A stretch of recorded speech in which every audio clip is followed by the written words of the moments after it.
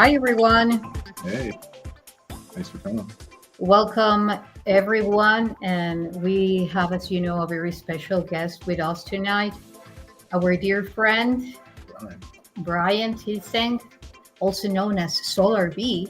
So, hey, Brian. Welcome to the show. Oh, you're mute. Yeah, you're muted. Let me. That's me. Yeah. Hey, Sean and Wow. Nisha. Long time no see from the Rise of the Guardians conference in Sedona, Arizona, thrown by our good friend Rion de Rouen of teamlight.com. Yes, yes. And we had a lot of fun there, right? A lot of things going on, a lot of activations, network, family, tribe coming together with the same purpose, like mainly the same purpose, which is unity and creating this new earth, as you say it. So, and these events are very important, which brings us tonight together because Brian here, as I'm quite sure you know by now, you who are watching this transmission, is the founder and creator of the Full Disclosure Now movement. So, Brian, can you tell us about it, your role there? Yeah, and first, and the thing I always say is I'm not the founder of the movement by any means. I mean, that began, with the first whistleblowers being harassed by the men in black. I consider myself the latest self-appointed volunteer advocate organizer in a long line of many people. And I'm trying to help galvanize around the movement by helping, to brand that name into something more of the popular consciousness so that we can, get away from being a fringe grouping of people talking about secret space programs. The whole concept of intelligent life or ETs coming and visiting here, in general, that's becoming more popularly accepted.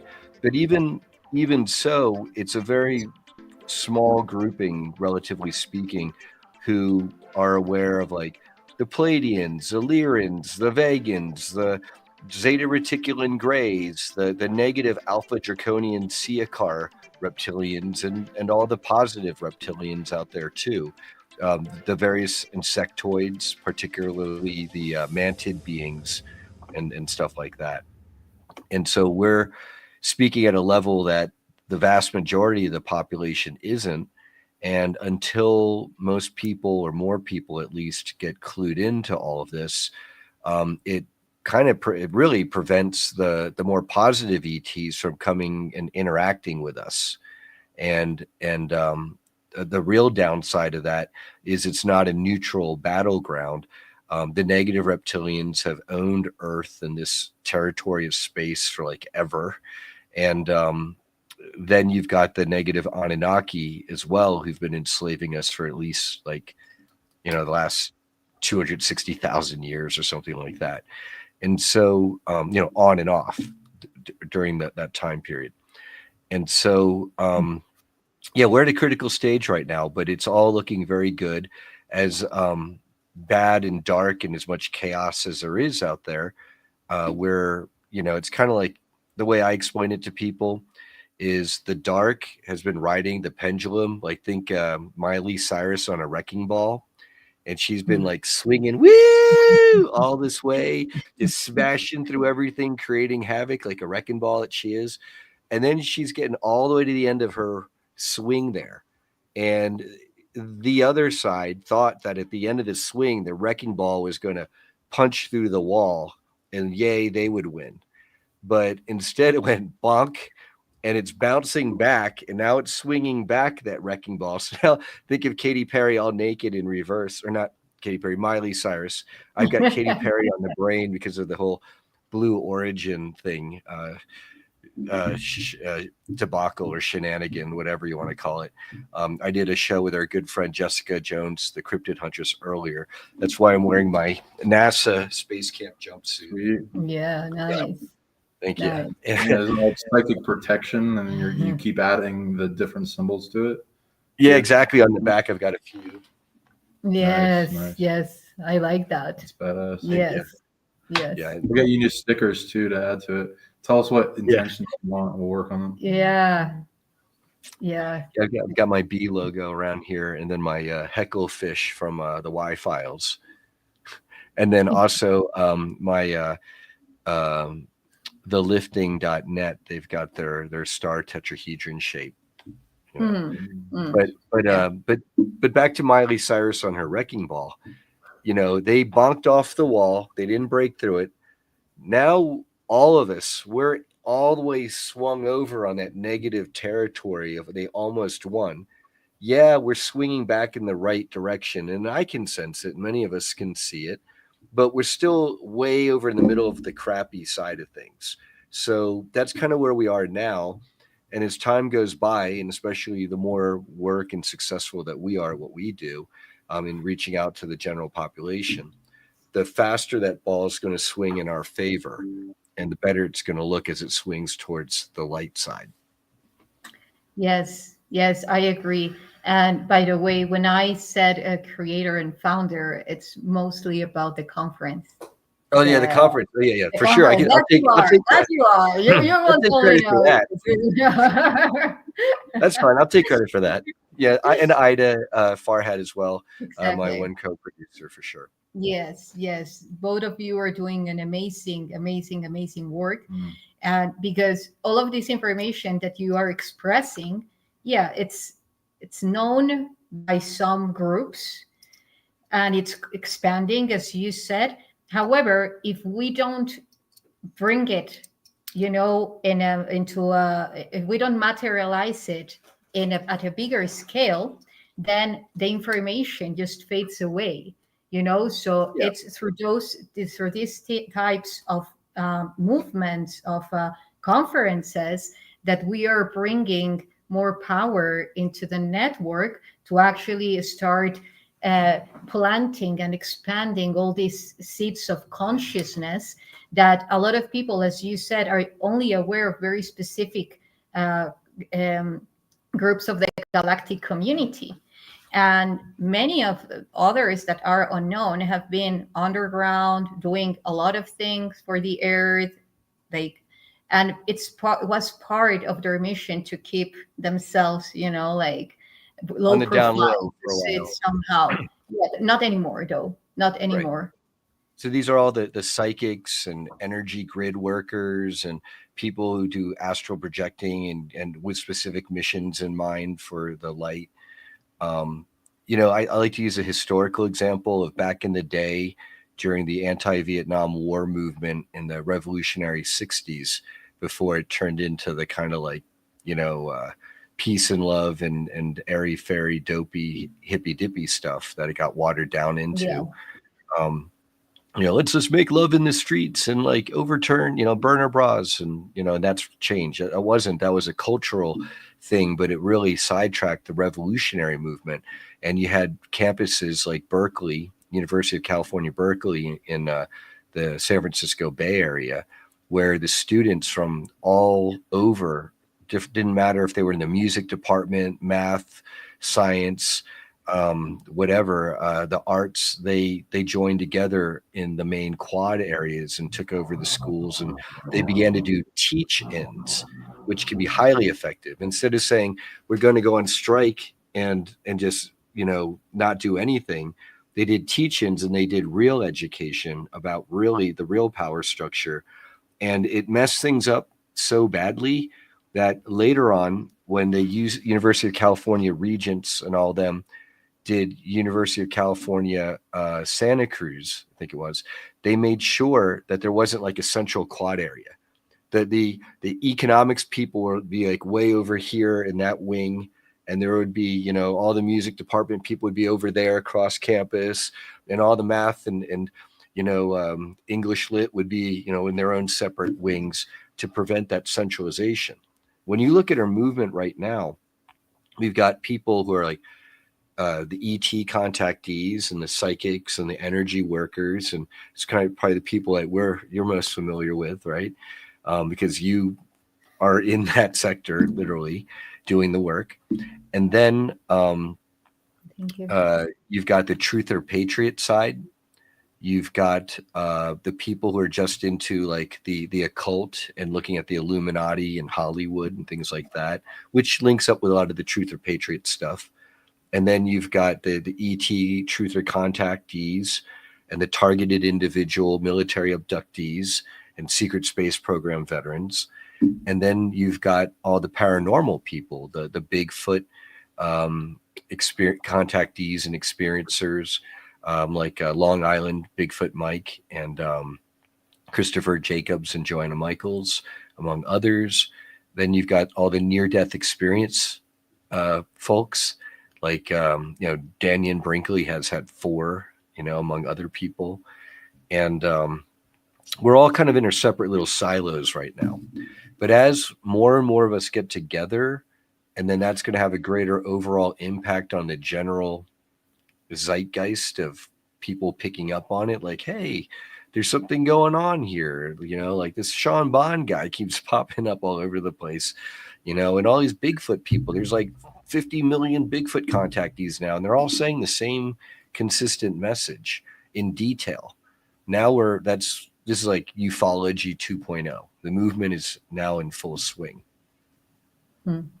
Yes. Now that you were talking about the importance of bringing all groups into a unified field, I fully agree, because we can see this at many layers. Like, for instance, if we go at a quantum physics level and everything that is being accomplished, because in order to move into that stage where we are part of the galactic community as a human cosmic race, to say it somehow, it's not only about upgrading our DNA, it's not only about knowing the reality that exists outside, it's also about improving our technologies. So if we're talking about zero energy, 0 point energy, and like having flying cars and so forth, then that's also a reflection of what you're talking about, which is unifying the versions of ourselves that, due to the fact that we live in a holofractographic reality, then we have a little bit of each race. And if we know how to master that, we will not only be connecting with the information that they have to offer to us and remembering ourselves as multidimensional beings, where we are at right now, at this very same point in space-time, in many dimensions, yet also knowing how to master that, which is that 0 point energy, which is not allowing ourselves to be the result or to be the consequence of other factions that are trying to dictate our fate. It's actually owning our present, owning our reality, because now we know that through separation, as those groups that you were mentioning that they did, that through separation is that not that we accomplish our goal at all, So, and I do believe that the more that we are open into that unified consciousness or unity consciousness, also the ETs will come more, for sure. Because, for instance, if you see the places that there is more ET contact, are places that people already, well, not all of them, because of course, but most of them, people has reached already a very specific level of consciousness in which they are not running or rejecting themselves through other factions or people. They have come into that point that they recognize that we are all one, starting that path. Well, YssaH, I think you're really touching upon, both you and Sean often are speaking about like the quantum holofractal universe. And then I think a lot of people who don't necessarily have their third eye open or certain psionic abilities quite as unlocked, they're not quite so sure what that means. And really, as for the audience, it's, how do you align in as many ways as possible to bring about the reality, the future, the present that we want to see in the here and now. And, Oprah Winfrey, she kind of screwed us over by pushing this whole new agey, inverted, distorted version through this book, The Secret and the Law of Attraction, where it's like, if I want to make the movement happen, or if I wanted a Tesla Cybertruck, silly example, especially now. But it's one thing for me to print out pictures of the Cybertruck and read up on the Cybertruck and pray about the Cybertruck and have a shrine in my collage and my vision board and all of that to the Cybertruck. But what she and the others in pushing this new age distorted version of the ascension, really, they left out the law of right aligned action. So it's like, okay, so I want a Cybertruck, but if I'm like gambling away all my money, not working hard, doing all sorts of terrible things, and not driving safe and losing my license, yeah, I can do all that vision board, hope and pray stuff. But if I'm not acting in aligned action, and so, how do we in the community align our lives as much towards our Star Trek future and in alignment with that, while cutting all the cords of all the crap that we've been hijacked with from the food and the water that's poisoned? Nothing stops this. And it's getting hard. When we go to the supermarkets, it's hard to find food that's untainted, and even then, but there's nothing stopping us from looking at the ingredient labels. Like, I'll give you an example. I went and I got canned peaches the other day. Better to get them in glass, but they didn't have them at that supermarket. And I'm reading the ingredients, and some are like high fructose corn syrup. One had stevia, and then the other one had something else. And it was like, well, of the three, one was the least bad, but I don't know. And then you guys, I'm sure you two are aware of all the bioengineered food and stuff that is popping up in the labeling. Yeah, all the attachment that's built up on this reality, and with the minds that think of ways from their parasitic mindset of evil that can't earn abilities, needs to take them and predates the rest of the population. There's ways that they try to get into people or to build programs that are weights heavy on people's hearts and build up over time with illness and sickness and negative emotion and mind control and abuse and wounds and all these distractions and the endless distractions that will take one out of their true path in their heart, because they feel the need to escape and then make their own prisons around themselves by being their own handler with the ego boundaries that lie, cheat, and steal to hold and maintain their bubbles of reality as they perceive them. Yeah, there's a lot people are breaking out of in the matrix and the gatekeepers, and to find the truth of who they are and what the truth around us is and what there is to discover. And with that exoskeletons of reality and disclosure that you are presenting with these many brilliant guests that I'd love to hear the list of, this is something that can be brought to every individual as they see fit if they do the due diligence to find people like you that are presenting an option of many options, and to pick and choose the understanding of the pathways down the rabbit holes for people to discover this truth you're presenting. There is a lot to go into, and it's overwhelming, but in a good way, and mind-blowing, which I'm addicted to. And I grow each time I go to one of these events. And so I think more people should do them. It's like, if anyone out there in the crowd, you feel alone, we are not alone in the we're world. Surrounded. We're surrounded. And Kira, Bin Charge here is asking us, do you guys think that if someone blesses their food or rechannels the value of what they receive, that they can cancel or be non-affected by GMO, EFT, and everything, really? Okay, so my response to that is, as above, so below, as within, so without. So everything first is spiritually reflected above, right? So when you eat like a genetically modified food, not only is there here in our third density level, the nasty chemical crap in it, but there's also spiritual energy, sometimes even beings attached to some of this stuff, or curses and things like that. So then, if you pray over this food, can you transmute it and make it harmless? I think if you're a sufficient power you probably could. I'm sure Master Yeshua, Brother Yeshua could. But then am I, or are you, at that level of transmutation?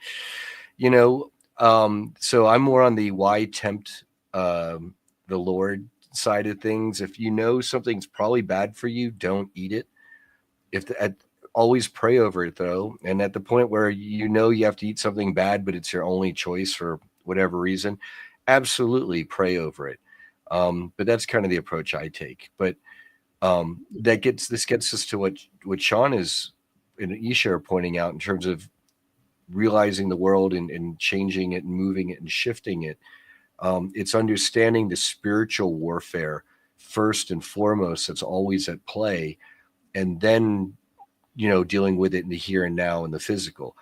So many people in our community that we run into all the time, I'm sure you and Sean and Isha do, because you do consults and you got psionicleague.com and you're traveling in these circles. It's like they're I'm a light worker, I'm a starseed. Yes, absolutely you are. And a lot of them they seem to want to skip the third density stuff and jump right into the fourth and fifth density. And I get that. Like the third density is like, who wants to deal with bills and being chased by the IRS and whatever. But it's kind of like this. It's like, great, master the fourth and fifth density, but don't neglect the third. Part of mastering the fourth and fifth includes having a mastery of the third. Well, something, Brian. There is something that I was listening from one of the quantum physicists. Like he also approaches, like he's a neurologist, a biophysicist, and William Brown, and he's working with Nassim, and Nassim Haramein for the ones that don't know him. So he was talking about the third D as a field full of voxels. And actually I was talking about this information, because I have tapped into that. So I needed the solid rock for to prove that, So I do believe that one of the things is that the way that they present the 3D as these spheres, as these voxels of information, is what is keeping us trapped into that idea. And actually, we are holographically projected at a fourth density and existing now.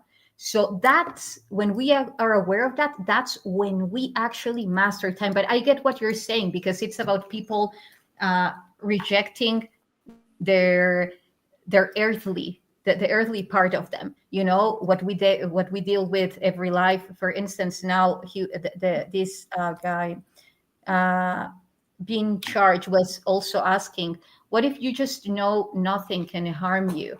And the thing is that, as I agree with you, Brian, that you were saying, if you reach a level of mastery like Yeshua or another, like highly vibrational being, you can do that, because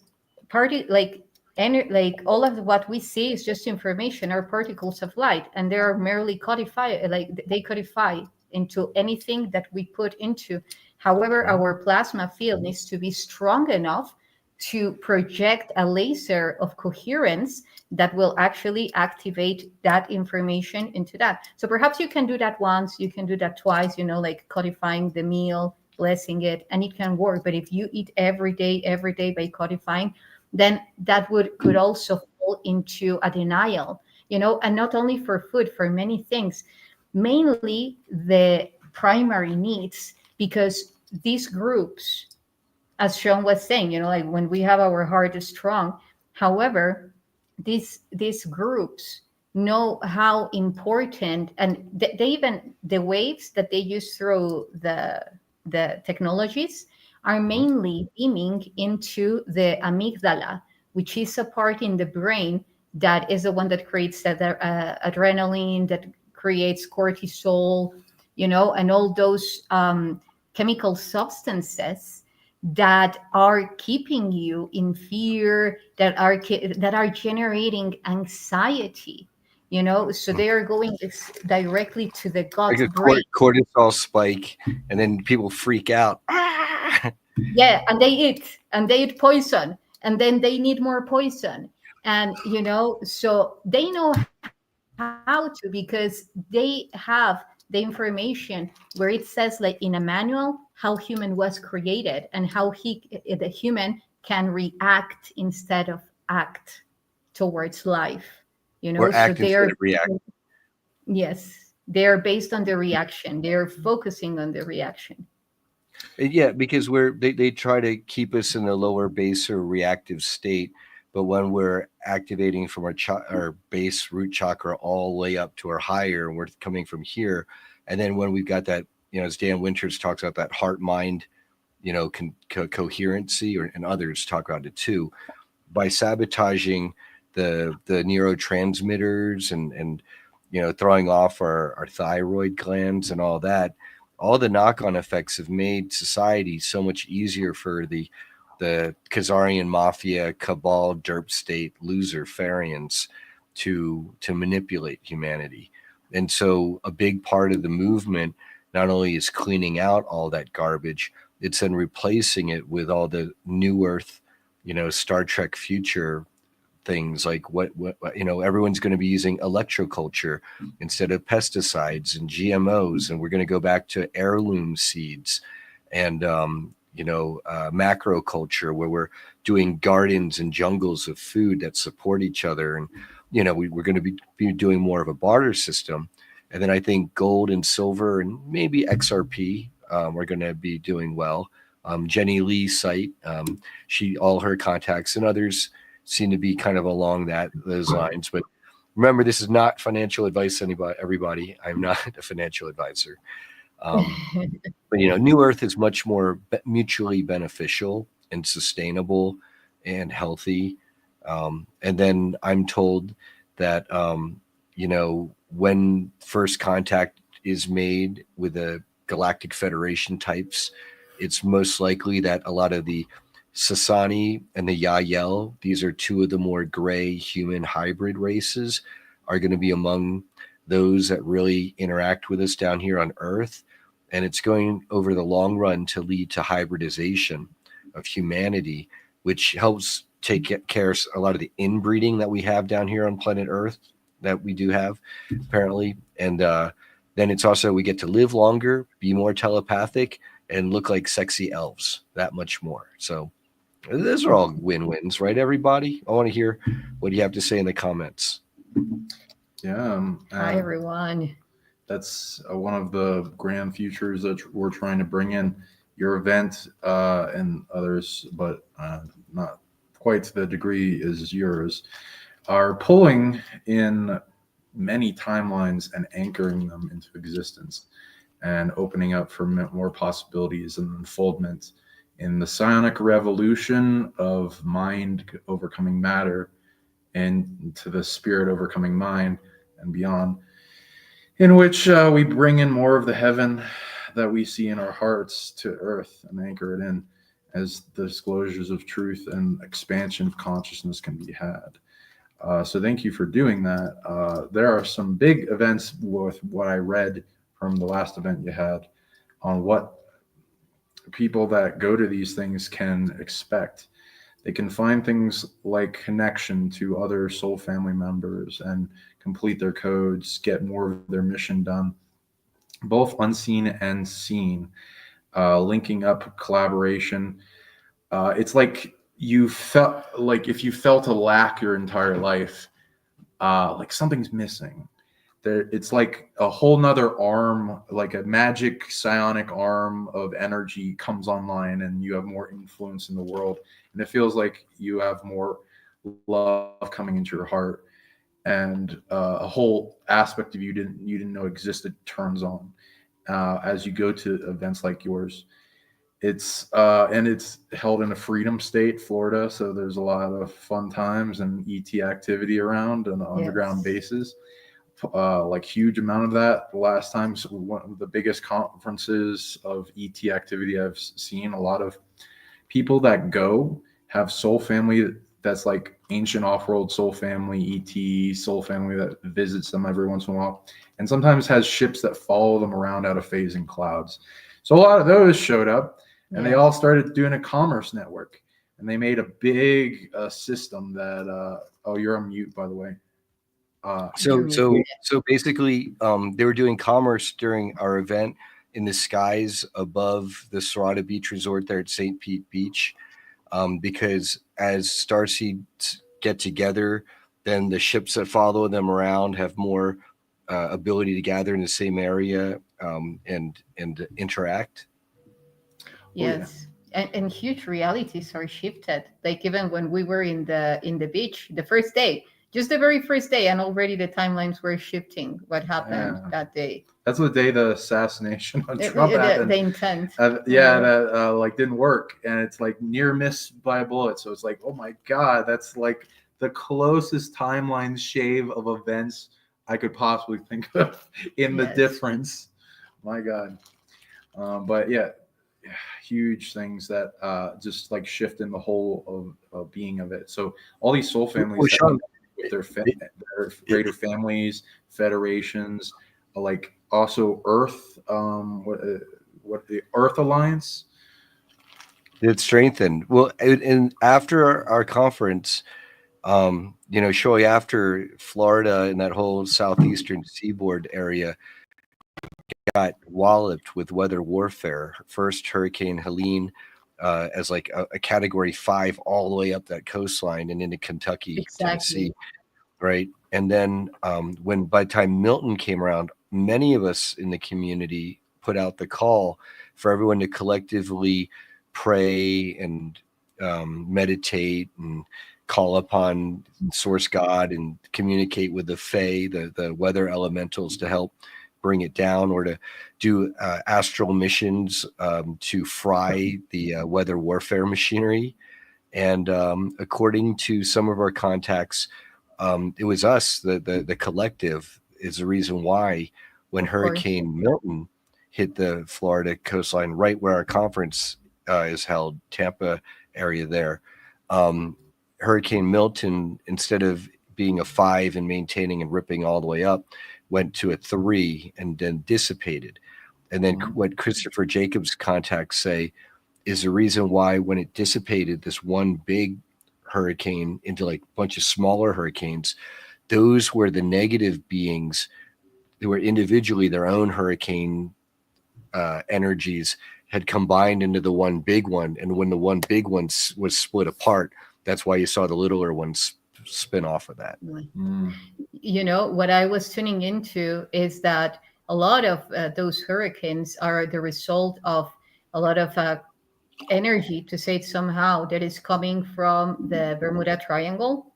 Some of them is directed, some of them it's just like as a portal, like lower consciousnesses filtering in and then going there for a very specific reason, because Florida is super important, not only in relation to the stargates, like it is right aligned to one of the most important pyramids under the water, which is in between the peninsula de Yucatan and Cuba, so there is a purpose, many purposes that Florida as land is serving for in a good way. Didn't they ban recently geoengineering or something?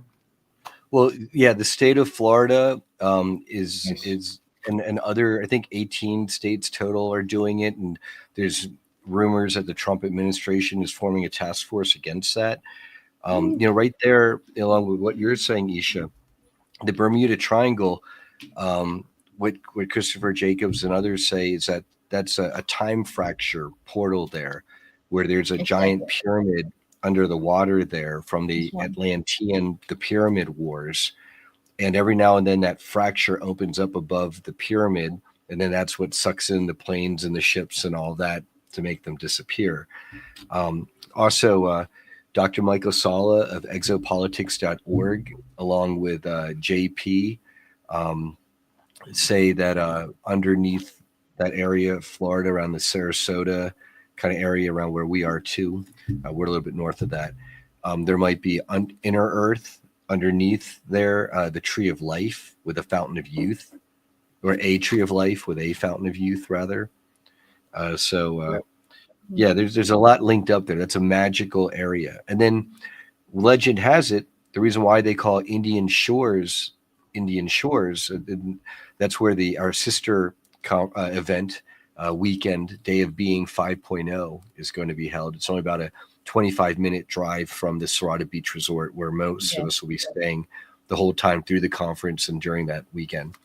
The Indians, the natives, have blessed that beach at Indian Shores, and that's why there's like never ever apparently a hurricane there. It's supposed to be magically blessed, and apparently you can look up the weather charts and confirm that, like, that for some reason they don't get hit with hurricanes the way the rest of Florida has. The power of the collective, and I have not only tuned into one, which is in the Bermuda Triangle, but another 11. They call them the Vial Triangles. There is another one in Japan. They call it the Triangle of the Devil. Is that where the devil? That's Devil's Triangle. Yeah, that 12, because around those pyramids they created inorganic Merkabas to accelerate the evolution of the Earth's Merkaba. But anyway, they were hacking our grid in a bad way to do a geodetic grid reversal, or Earth energy grid reversal, to hijack the matrices. And I like to think about it as, like, imagine like beautiful celestial or Mother Earth music playing all over, and then these buttheads come and they hijack the sound system, and they put in like Miley Cyrus or something, or and really just stuff I don't want to hear. Yeah. There's also like, if you've seen Men in Black, like a super hub of like city structures for immigrants, different species that in commerce and mesh together, and a bunch of networks at other bases. But yeah, like somebody said in the comment, you heard one of the fountain of youth is under Disneyland. I agree with that. It's like a tendril. There's multiple tendrils that come up in Florida, but there's like this overpowered, energetic, like rare energy spectrum that has well springs attached to it that run through it and then pop up and pressurize with levity, which is interesting, in different parts of Florida. One is under Space Mountain. It's got weird energy. It's doing something of overpowered chess move that understands that dark sorcerers are trying to harvest off it, but is countering it and making an even bigger chess move. It also has to do with the magic of Disney, but like a long-term chess move, not under. Also, it's quite hijacked. It's just it's like a lot of our reality has truths that are given to the masses, and there are different delivery methods that have been made bigger than others, and there's like a give and a take with each of those. What you gain in the light of types of the magic of different movies versus the negative. Unfortunately, the war within. Well, as time has gone by, I'd say that the Disney movies have gotten much darker, and the credit of society at large, we've responded by walking away. Yeah, not paying to go see that garbage. Who wants to see a woke Snow White? I mean, it's hard enough watching the original. Like, fine, I'll watch that maybe, but like wokeify, it's like, oh, please. No, we're the opposite of that. We're, there's in our movement, in terms of discernment, there's an important discussion here, and kind of how I choose who, my criteria for deciding who gets to be on either the main galactic or second solar stage at the conference series is, I'll always call out Bashar. He has advocated that everyone roll up their sleeves to get the cocktails, and everyone should listen to the experts and authorities of the World Health Organization. It's like, no. If they're saying that, I don't care if they say they're channeling ETs, and I believe he is. But is their message true and correct? just because he's channeling ETs who say that they're friendly. That's not friendly to me to say roll up your sleeves. Because then it would be replicating the story. That's where we're coming from. And actually, we are now supposed to question everything that is being told to us to generate our own awareness, our own beliefs. And then from that truth, from that inner truth, how can we grow our connection to our multidimensional body, the other versions of ourselves, if we don't communicate with them and ask them questions, not only with them, with the beings that come and visit us, only through empiric experience, like only through that level of experiencing is that we can actually connect with the inner truth. And then becoming to a unity that will be sustainable and not based on lies, on things that we don't truly believe, just are assuming them because someone else told us to. Yeah. And like I'd go into that, like I stopped listening to him when he told people not to like look at the Illuminati thing. Yeah, he always downplays like the darkness. Yeah, he always downplays the darkness. He always downplays. I'd say that's trapped in blood lightning. Trapped in that's what? Not quite the equation for reality warping in lucid dreaming in this realm. Sorry, you're going up. Okay, you were cutting out. Yeah. Like reality warping. If you want to get into it, it goes more than thought. It goes more than emotion. There's like a whole equation into it. And you're also agreeing not just the reality that you believe or has been shown to you, but your ancestors, the DNA lineage, the soul family, the creators of Earth. They can't just deny reality when it comes and hits them deep within them. And a lot of them like to do that. And it's like shit. You can shift reality. It's just if something's already present, like there's cockroaches in the house, there's mud under the rug or something, you can't just ignore it and it will go away. You actually do something about it, clean it up, make it so that it's not hospitable to the parasites. And that comes with the awareness and truth and the responsibility, and transmuting the fear that's usually built up in the kidneys and the adrenal glands, and giving it love and shrinking it down so it doesn't have power over us. We don't have to go into fear porn. Your groups have a lot of white pills and black pills, and I think it's a healthy diet to go in a spectrum of white pills, then black pills, and then not get overloaded with black pills, but you want to be able to take as many black pills as you want. You can. I like to consider myself a red pillar. So instead of a white or black pill, it's more of a red pill, which is the direction of positive change. White pills also. Because you're understanding the darkness, but then waking up and empowering ourselves enough so we can deal with it and overcome it. And, there's a lot of people in our community where another thing on discernment, where we had a lot of channelers and psychics, some, to their credit, I think are much more on, like Lily Nova and Elizabeth April and others getting in this Farsight Institute, getting positive messages about the white hats and the Trump administration. Not to say Trump's perfect, we got to worship or anything, but the white hats that are there, and there's a lot of proofs and indicators that there are. There were channelers saying, and Bashar was one of them, but Pamela Aralyn was another. They were doing these channelings where they're saying, if the orange man wins, then there's going to be horribleness and maybe World War III and just darkness. But if the woman wins, it's going to be a time of prosperity and peace. It's like, that's up there with like, go ahead and roll up your sleeves, Yes.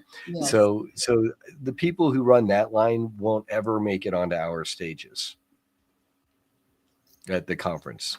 So now that you mentioned that, how would you define the people that is coming into your stage? Like, then give us a rundown. Let me present my screen here. Gonna share my screen. Hold on a second. Be able to present? Yeah. I think I'm able to. Yes. Okay. entire screen. Allow. Okay, I'll share my screen. So if everyone can go over to fulldisclosuremovement.org, we've got information for tickets and booking your conference discounted stay, along with some of our amazing sponsors, and then our presenters. And we're still adding to this lineup. Laura Eisenhower just confirmed. Tone Millard, he's going to be doing a spiritual combat presentation with Rion Deruan. So it'll be a Rion and Tone on combating nice. spiritual darkness. Yeah, that's going to be theirs. You got James Bartley flying all the way from Australia. He's a secret space program experiencer and Draco Reptilian in particular experiencer. And so he's a big authority on the negative reptilians, especially. Brad Olson is new this year and personal friend. Miles Johnston's coming again from the UK for the Basis Project. Yemi Genet of the Farsight Institute. Here's you two, of course, next to Christopher and Joanna. Then Matthew Mornian and Penny Bradley are returning. Jenny Lee, she has not been at any in-person conferences for several years now. And so she's got an amazing following of people where they watch her show with Ms. Jeep on YouTube. I've had the pleasure of being on there several times because they watch it a lot because a lot of them, they're watching Jenny for her forecasting because her remote viewing is that good. Some of her remote viewing data has literally been criminal court admissible before. And she's going to be doing a special, separate, exclusive workshop where she can help you reconnect with passed on loved ones and pets. And that's an amazing service.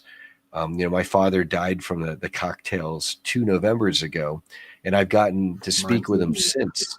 Oh, yeah, thank you. It's okay. He's happy on the other side. It's more, my mom's sad. She's carrying on. Yeah. But I've gotten to speak with my father thanks to spiritualists and mediums. Several times he's come through. And, I've gotten to have that discussion with him that I knew I'd only be able to have once he was on the other side and could see all the things I was talking about without writing me off as tinfoil hat conspiracy theorist. Then we've got Jessica Jones, a cryptid huntress, returning. And Antonia Lau, she hasn't been out on a public circuit for a while. And she talks a lot about earth changes and all the spirit-led visions and clairvoyance and prophetic things that she's been given, telling us to prepare for some nasty earth changes. I don't know if they're going to happen in this timeline, but I think it's better to be prepared than not. Paul and Cheryl are returning with their Tesla bed or Tesla table technology. Samuel Chong, he's a translator for the Thayuba prophecy by Jean-Michel Desmarchais, I think his name is, from the Thayuban ETs. Joshua Shapiro, the Crystal Skull Explorer, he's leading a panel that you two get to be on, Crystal Skulls and Ancient ET Artifacts. And Mike Forrest will be on that as well. He's very well researched on this. He's been involved with a lot of the carbon dating studies, I think it is, dating a lot of these artifacts that you two have found. Anywhere they generally range from 3,000 to 18,000 years old, right? And as you note, Sean, the older they are, generally the more intricate, beautiful, larger, powerful, they are. Yes. Drago will be returning. Not on here yet is Soma Ara, the Palladian channeler. She's flying over from Ireland. Let's see. We may have Jean-Charles Moyen, a French secret space program experiencer, but we're still locking him in. So, just everyone should know that. But we're 80%. Brooks Agnew will be returning, and he's just an amazing author and presenter, and he's very knowledgeable about and well traveled. Not to mention that Tom Althouse, he is someone where Hollywood stole the screenplay for the movie series The Matrix from him, and he has a stamped copy of his script, The Immortals, which is so much like The Matrix, that he presented to that same studio that did The Matrix, and it's stamped before The Matrix ever came out. So he's predating that. Nathan Cizek will be coming for the first time this year. He's also known as a Haljayan contact. He also was a member of something known as the Joy of Satan for briefly. So he speaks about mind control and targeting and what he calls virtual temple complexes. And this is ways of like getting massive groups of people to mind control and manipulate each other for these darker, nefarious groups. Gina Virginia Casella, this is her first time. She's a transformational healer and shaman speaker. And Daniel and Derek, I got to meet them through our friends at Journey to Truth at the Rebels of Disclosure conference last year. Actually, I might have met them before that, but I got to see them speak. That's right. I met them before that, but I got to see them speak for the first time last year at Journey to Truth, Rebels of Disclosure conference. And their grandfather was a member of the UFO crash recovery teams for like under the Majestic group. And he wrote a book called Above Cosmic Clearance. And apparently not only is there, above cosmos clearance. And I said to Daniel and Derek, I have heard of cosmic clearance, but there's a cosmos clearance. And then there's some chart that Dr. Stephen Greer released. And there's a lot that I disagree with him on. And I think ultimately he's a limited hangout. But this chart early on was great. And it shows that there is indeed a cosmos clearance. And that's basically involving secret space program down, UFO level stuff. And that's way above presidential security clearance, which is like level 32 or something like that. You said something, Sean? Yeah, very interesting. Yeah. Love it. Wow. Yeah, and I can keep going down the line here, but Yeah, please. So Matt Tracy, he is Secret Space Program and I believe Montauk, and he remembers Penny Bradley, and Penny Bradley remembers him from the programs as well. And Matt is going to be speaking on psionics because psionic abilities, as you know, especially Sean, and Nisha play very heavily into the secret space programs and the super soldiers and all of that.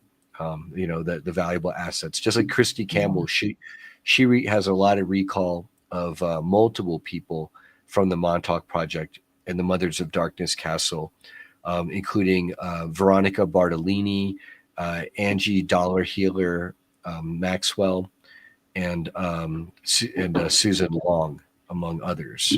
Susan, I think we might need to remove her from this lineup because she might not be able to make it, as she let me know. So I don't want to be guilty of false advertising. Micah Dank, he was a protege of Jordan Maxwell, similar to Johnny Enoch, but Micah really focuses on astrotheology, all the symbolism in there, and the application. Carl Dory will be returning, and he's going to be on the Montauk SSP panel, along with Nate Gray, and Michael Koff will be emceeing. And then, of course, Zachary on Montauk going to be on, like talking about like remedy for the assholes, or what are you doing? Well, I think that we, especially Sean, you and I were on the 2023 Montauk Adventure Tour that I co-organized with James Rink of supersoldiertalk.com and others. And,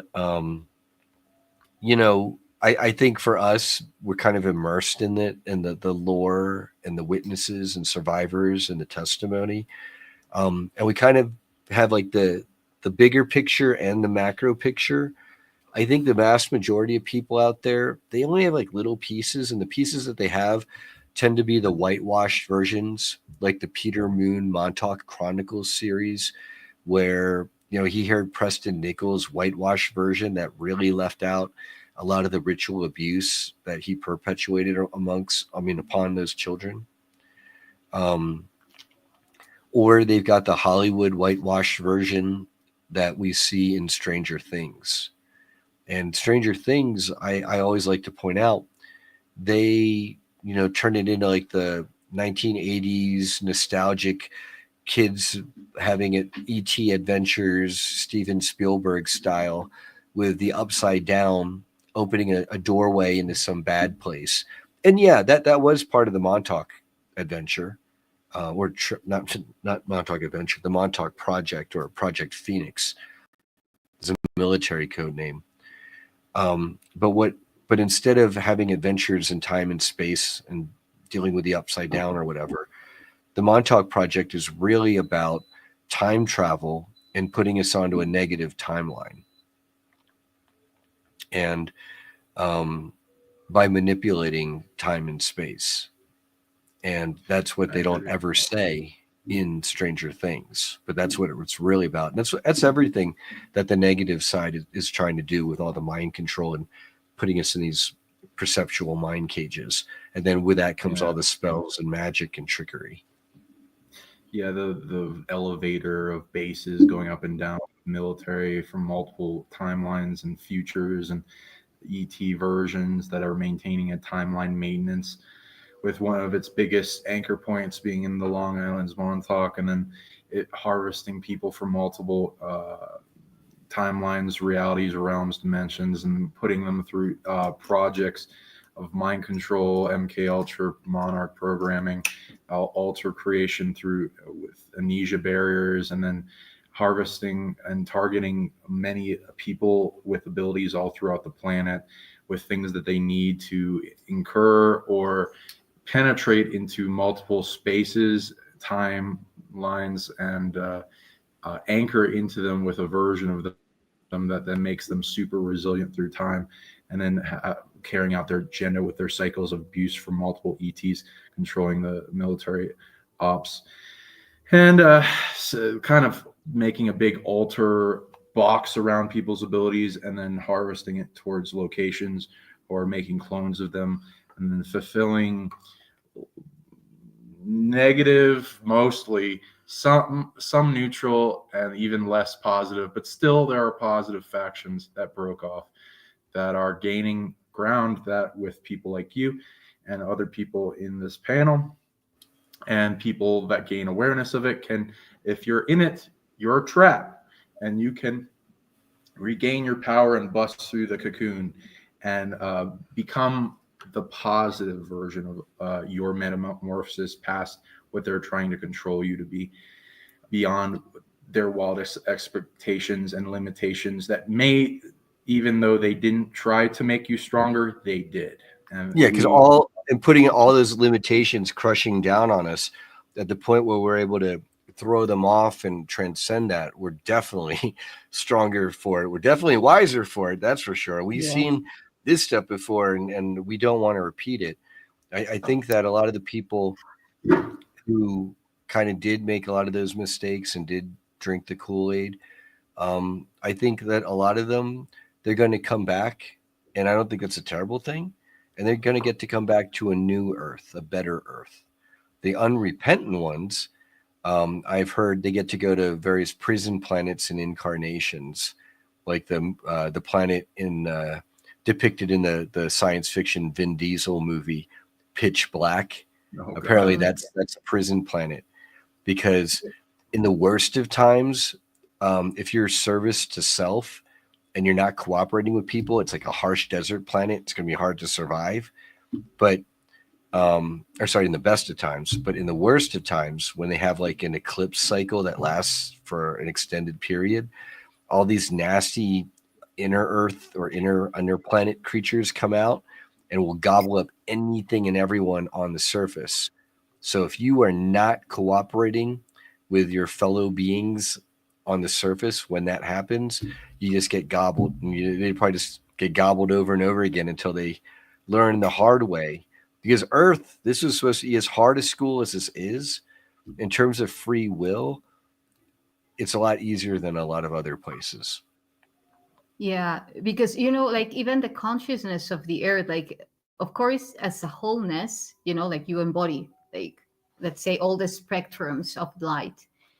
Nevertheless, the big part in earth, like its role at a celestial level, like throughout, within all the planets and so forth, it's a consciousness coming from the heart. Like one of its main missions is to expand what we call heart coherence. And as far as I have read into it, like this is why it's always it's about the heart. It's about the heart because it's our singularity, and it's our way of actually generating that leap, that quantum leap in consciousness.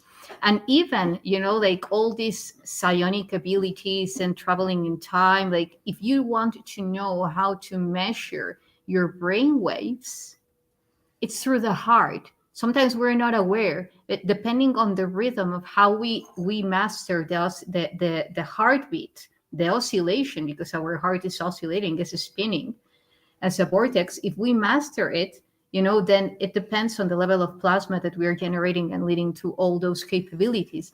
And one of the things that I have said for a while is that for me, like the wars, you can say all the wars exist due to like there's battling over energy. The energy translated as time, because whoever masters the control of the space-time fabric can choose what timelines to bring into, as let's say, as a core timeline. And when I say a core timeline, I say that how I say it, imagine like this spiral, and this spiral has many branches. So the branches, we are moving them all the time. They are shifting all the time. So there is something that is meant to happen, which is evolution. The how are the branches that we are actually manipulating if we are wise enough to actually surrender into that wholeness and then remembering and restoring our capabilities. This is why they track the kids, because kids, the frequency that they emit naturally is wholeness. They don't care. They are everything. Isha, my baby daughter, right? And now she's like Yeah. 7 months old. When my one housemate business partner, Jaden, when he looks at her, he just sees how bright she has, a super bright pink white aura. And he says that even when there are like shadow people nearby, just like her level of like brightness that many infants and children have just drives away the darkness. And so, yeah, it's definitely manifested there. Yes. Yes. And imagine how can you, like, there is DNA encoding, for instance, within our DNA, we have very specific assets activated. We all have all the same assets, but not activated. So when we have them active, then that's another filter. That's another filter. But mainly we are capable to navigate and surf within that wholeness as kids. And that's why it's easier to activate those genes, because there are not so many conditions that have been filled in and anchored through programs mainly sustained in fear. Fluoride, crap in Yeah. the food. Yes. Yeah, I just look back to like all the fluoride mouthwash and brushing my teeth, and I just get a sick feeling. I just wonder, it's never too late to detox, but yeah, just it's there's a lot of nastiness in the here and now. This conference will be a big detox for people to get rid of all the blocks and expose the parasites and attachment and things to transcend, and the pathways to get there, the white pills, the amplification of love. It's like in self, like I read a big fountain activation coming up from earth of healing and gifts being given away. ETs from various places upgrading people will be what to expect from coming to this event that Brian's holding. Anyone out there looking to figure out what their purpose is, their mission, this is one of those events that like gives you a greater understanding of why you came here, which with some of the big secrets that barely anyone knows, that like what wayshowers are here to explain. What would you find out in like some of the spectrums of missions that you found from being on this planet and talking to many people, such as the goers to your conference? Well, for me, it's pretty mind blowing to have, after sending you my initial Facebook friend request after Facebook nuked my first account because I was trying to warn everyone off of the cocktails. Meeting all the people in the community just virtually through social media. I mean, not all of them, but so many. I look at the 5,000 limit friends lists were allowed, and my mind is blown at the contacts that I have now, the quality of the people that I look up to in our community. And now I'm getting to organize with and help to catalyze a movement. And, it's like every time I go to one of these events and I come back, or if Jaden's with me, I ask him, okay, Jaden, what's my aura look like now versus, normal when we're not at a conference? And he said that after the first contact in the desert that we were at, and I kind of like got like the commission to to help organize the movement. I just felt that was my mission in life. He said, not only was my aura brighter, but it was my normal green is when I'm doing healing work. Orange is my aura when I'm doing more strategic thinking and work. So I'm usually a blend of the two with shielding on top. He said I had that, it was brighter, and then I was shooting off like diamond sparks were like shooting off of me. And during these conferences, like I kind of have like that, I get like a sparkle or a shine because I'm around all of our friends and family. Exactly. I'm sure all of our higher selves are interacting, and the ETs and our spirit guides are all rejoicing, and it's just so high vibe. And then, beautiful places like St. Pete Beach, for example. That's a really good point. Like a lot of people I know are target individuals and experience headaches and stress and overwhelm and sadness and just like negative emotions and energy dumped on them daily, and things are fighting at night and all these kind of things. This is an event I like. I'll be going there. I do Psionics and self mastery and teaching defense against the dark arts. And you are really good at countering and reflecting and offense. And I've noticed at these events, all these very powerful people that are good at many different puzzle pieces all come together, start doing commerce. And then we start finding that everyone starts growing in all the things that people are there.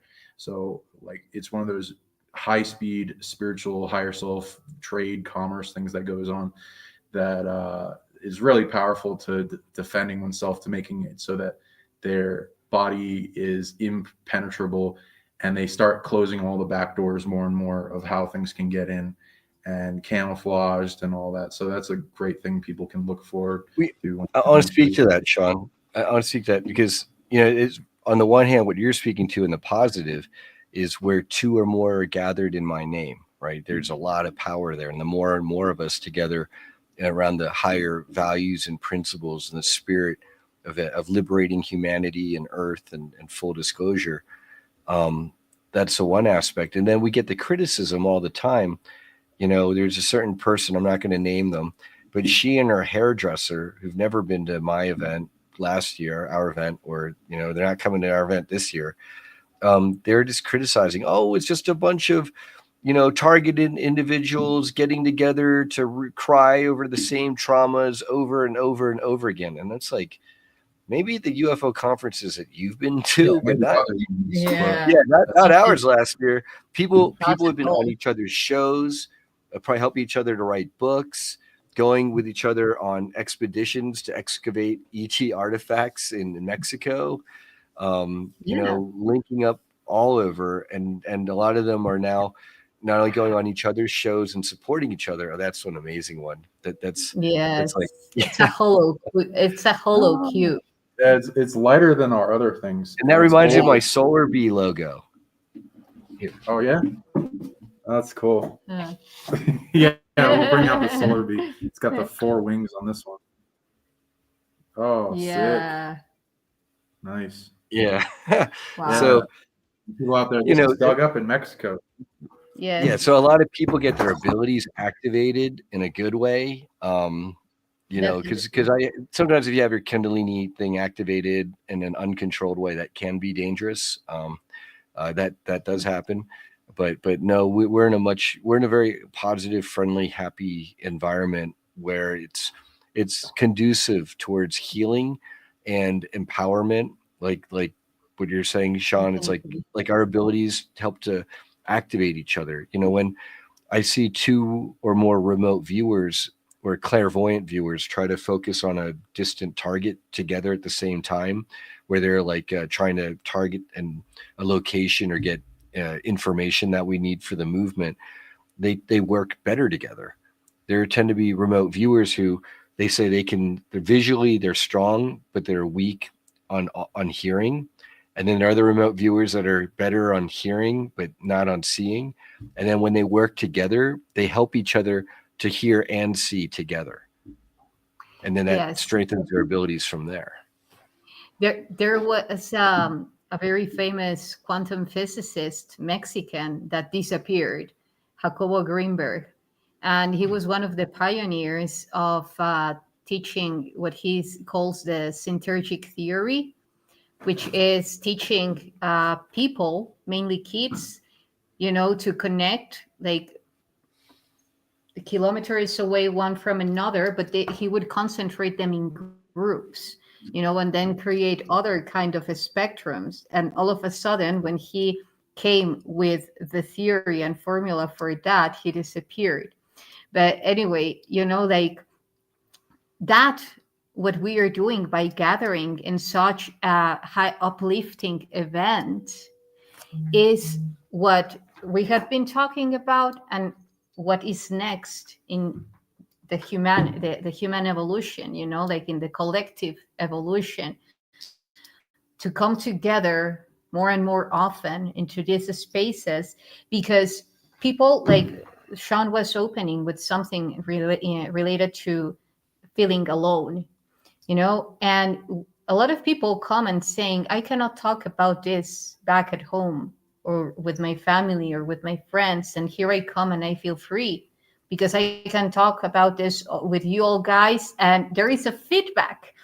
And actually, Magical. Consciousness is a feedback, at many levels, but like those kind of feedbacks that instead of taking 1 year evolving about many aspects of your life, it's in days, because you get so much feedback that is in resonance with what you need.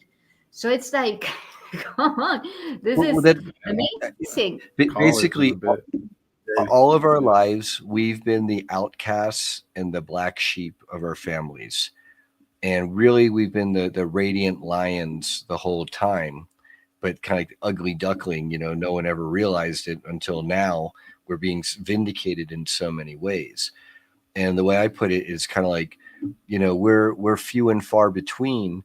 And think of us like, Christmas lights, right? You don't take, your Christmas lights and take them all clumped up and just throw them in one spot on your house. You got to spread them all out, and for greatest effect. Beer. Good enough. Yeah, right. Yeah, exactly. You don't just that's fine. No, we're all spread out to maximum effect. But the downside of that is that it means that individually we all tend to feel, at least within our local physical space, tend to feel isolated and alone. Like we feel lucky if we find another starseed that's far and few between. Usually the families that got 2, it's because they had twins, where it's like, the uncle and then like, the kid, and then there's a generational thing. Fine, you got 2 starseeds, but there's that gap there. But when you have conferences like ours, now all those lights, are kind of coming together, and we shine that much brighter together, and that the harmonic resonance builds up, and we're sharing our secrets and wisdom. And I think that a lot of the spiritual activations come about by realizing a lot of the spiritual truths. The more spiritual truths we realize, the more it opens us up along that line of truth to get more and more God's source to come in, and then that maybe helps to unlock our abilities more and more. Exactly. What inspired you to start with the conferences? I was a medical organizer and advocate for 8 years, organizing physicians to fight for the ethical practice of medicine. And so I have a health advocacy background and a biochemistry degree, but I'm not a doctor. I only play one on TV, and but just for entertainment purposes only. And when the scamdemic hit, and so many people, including all the members of my family, rolled their sleeves up, I said, oh my God, like, what am I going to do? What are we going to do? Like, what's society going to do if 7 out of 10 roughly have gotten at least one jab? That's bad. And I realized, well, shit, we need medical beds, med bed technology really badly. And I said, well, how are we going to get med bed technology since it's all being suppressed and being, used in underground bases and secret space programs against us? Well, we're going to have disclosure. And so that around then was when I was at the Contact in the Desert several years ago, and then co-organized a Montauk tour. That epiphany, when that hit me, it made me realize, like, it gave me an urgency to organize for our Star Trek future. And I still have that urgency.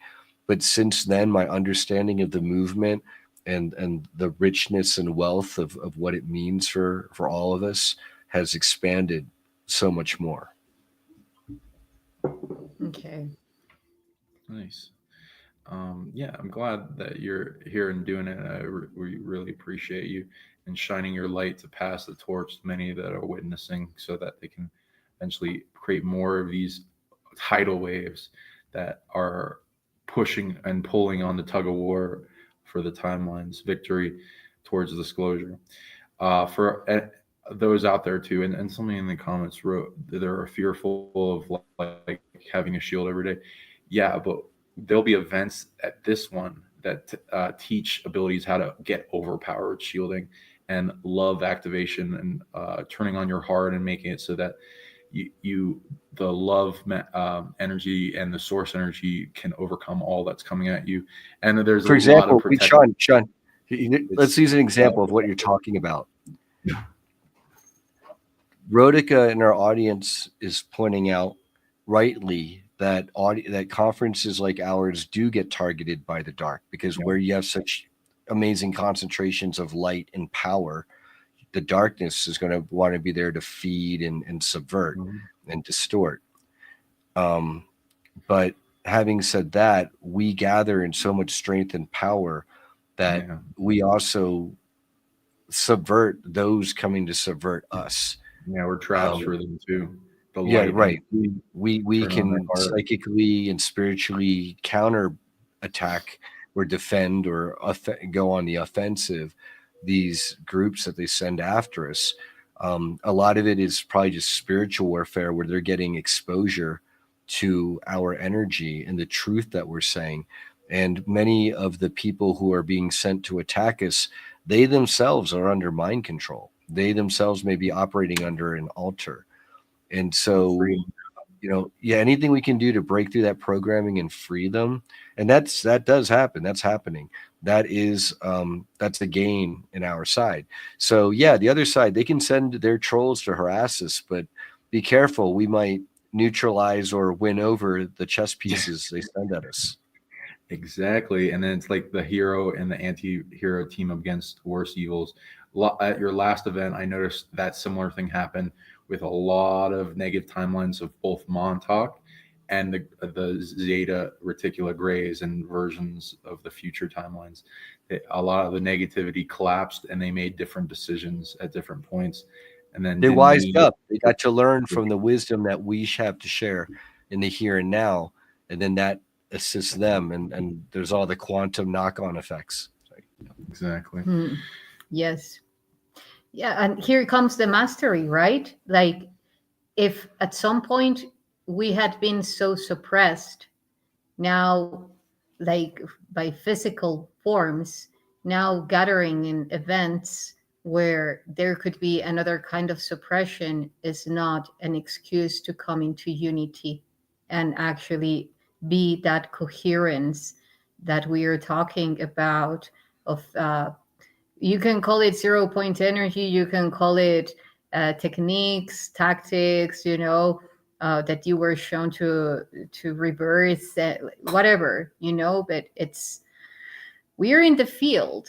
We're in the field, and it's time now to action, to come into unity and be present.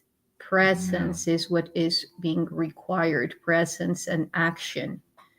The lights turn on to push back the darkness so the children feel safe on the playground of life as they grow up and become more aware of who they are, because they're not distracted by survival. And for those out there, many people I've noticed in this, that this conference will bring people together, and they can get contacts, and they'll have friends forevermore, even if it's at a distance. Some people might be in the same state as you that show up, but there's hundreds. Some people feel lost as well. They don't know where to go in life, what to do, what their goals are, who they are, what to follow.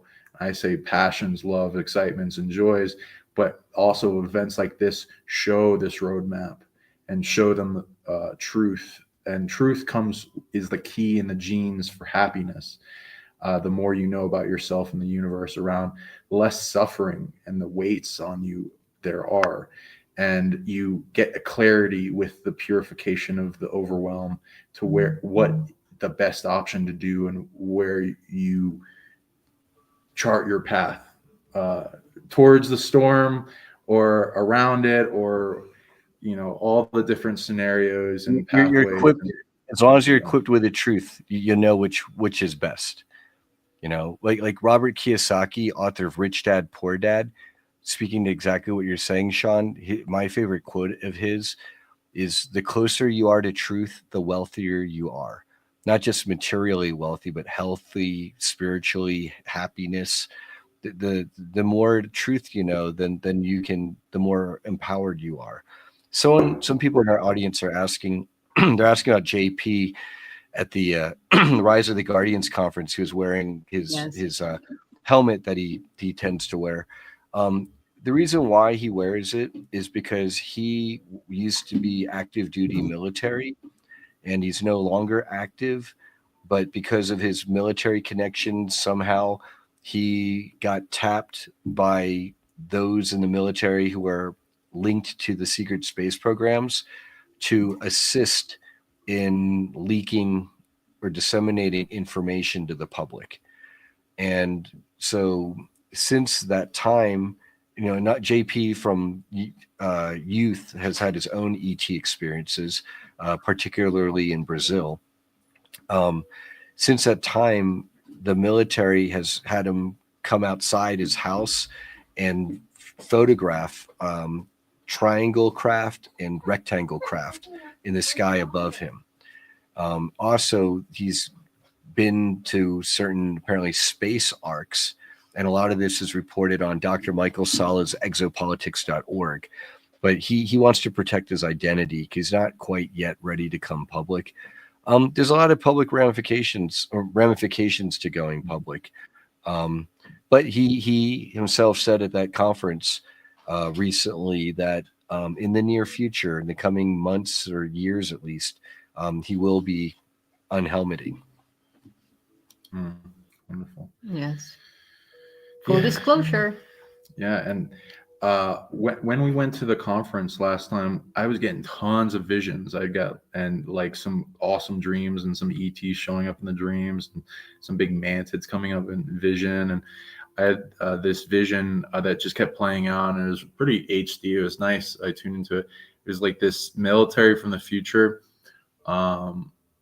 took me, Drago, and Anthony Zender and they did something crazy to our biologics that turned on a lot of abilities that were overpowered, and they had us take down a big Draco base that was like too evil for the timeline, and they couldn't be saved. Which, you know, I like to save anything I can. And that was pretty badass. There's some cool abilities being thrown around in that vision. It was just continuous. Positive with like positive SSP you felt took you on Yeah, mostly missions? in the future. Yeah, there's like a future timeline where it's more concrete in positive white hats, and they're fighting with the dark hat timelines as well. And they take people that they, you know, need and alter that remembers their past lives, and gives them a lot of like benefits that then make it so that they're like, oh, you're the only one that can, or are the best with the greatest likelihood of completing this mission on the timeline, such as getting rid of something that used negative timelines to get in there in the first place, which there's a timeline where, yeah, and so I've heard also some stories. Other people had some interesting contacts or saw some UFOs during the conference. Yeah, and some people were seeing some astral beings, we've including a positive dragon in the astral. I'm not sure if you got to talk to Christopher about that. Yemi Janae and Arkeem, when they were doing like a meditation together, they saw like golden energy shooting from the sky down to the beach right where we were at, and they said that was indicative of a timeline shift. And Yemi Janae, she definitely, of the Farsight Institute, has very powerful third eye activation going there. So yeah, I see people are talking about, are there white hats? Aren't there? There's a lot of indications that there are white hats. I think we should say that for another show, but I'd love to come back and speak about that sometime. Yes, White hats we'd love here to have on you. Earth and off planet. Yeah, it'd be great. Yes. Sure, we can have that. Very concept of it is just that there are good people in the world. It's like, yeah, I can understand with all the fear coming down how people wouldn't think that. There are a lot of If there parasites. weren't white hats, we would have been screwed by now. It would be game over. Game over. And even the black hats, they're like, darkness is different than evil. Evil is like dark and light are supposed to balance each other like a chess game. Evil match. is something different. That's nasty. Yeah. Monkey wrench, fucking the whole thing up. So difference. Evil, a darkness is more susceptible with evil, but the key to it is, if you were to view timelines where there are different members in replacing some of the members in leadership, you would be able to see that what we have in options is one of the more preferred or lesser evil options in a lot of the time in different leaders around the planet, which is why Earth allows it, because it usually means the light force doesn't have a strong enough like challenge to it, or at least a lighter version.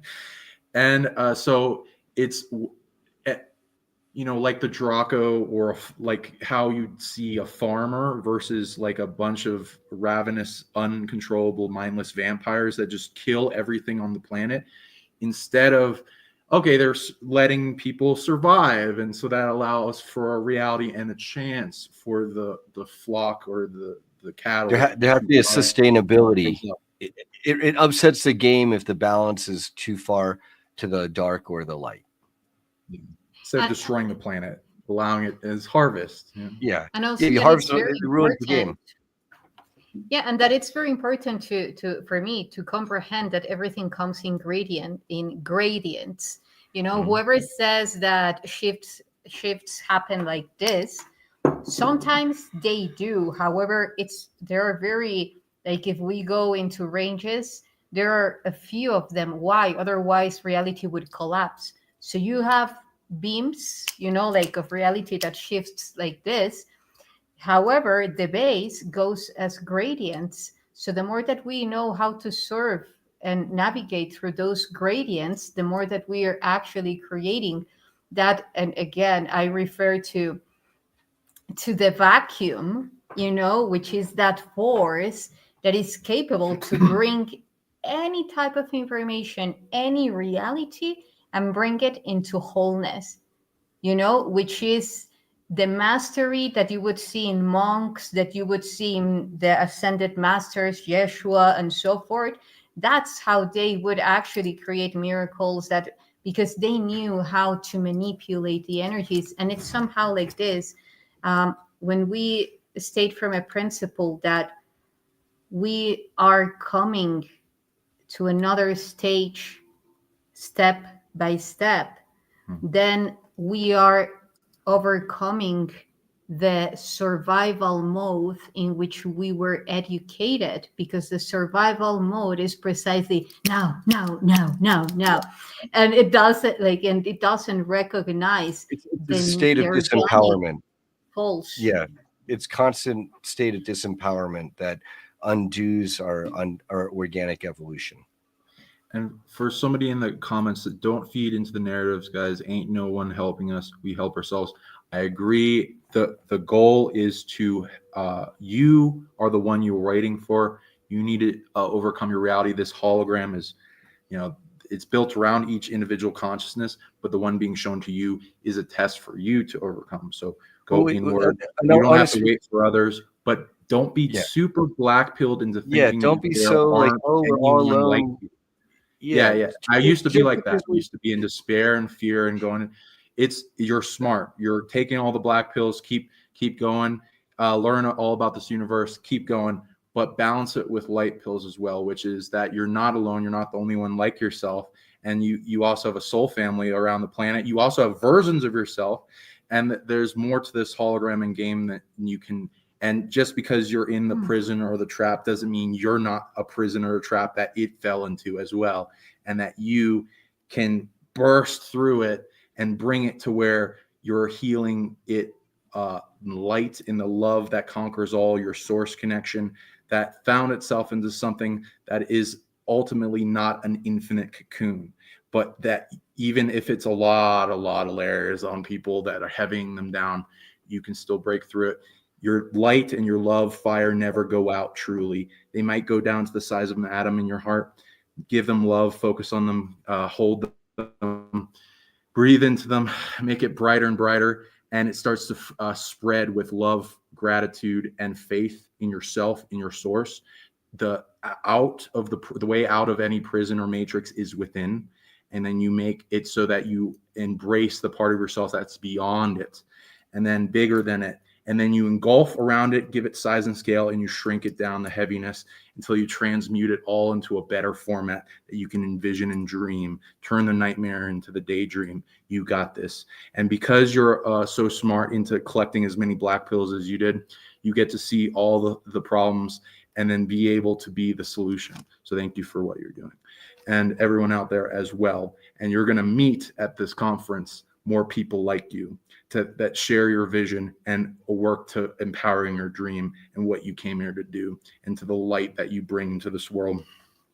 And I want to say, in acknowledging that there are white hats, it doesn't mean that we're relying upon them. I mean, look at us. We're organizing conferences. I'm putting together an online platform and a cryptocurrency, a full disclosure movement coin to help fund and drive the movement further. So no, I don't call truth black pills. I call defeatism, masquerading as truth, black pilling. I think that being realistic acknowledges that there's a spectrum of light and dark. And just like there's a huge majority of black hats up until now, I think it would be incorrect and naive or pessimistic to say that, oh, there are zero white hats. They don't exist. There's nobody out there in any military or position of authority or in a bloodline family who wants out of that system and wants better. In fact, I've met plenty of those people. So I would have to say that white hats most definitely exist. Yeah. And when I say black pills or white pills, what I mean is they're both truth. They just might come in with either white pills are positive emotion empowerment, like into build up. And black pills are equally nurturing and nutritious, but they usually come with, oh no, like an exposing, oh, I got a parasite attached to me or something. It's good that you became aware of that. It's not bad at all when I say that. So spiritual ascension, I'm not, you're keep doing what you're doing. I believe in you.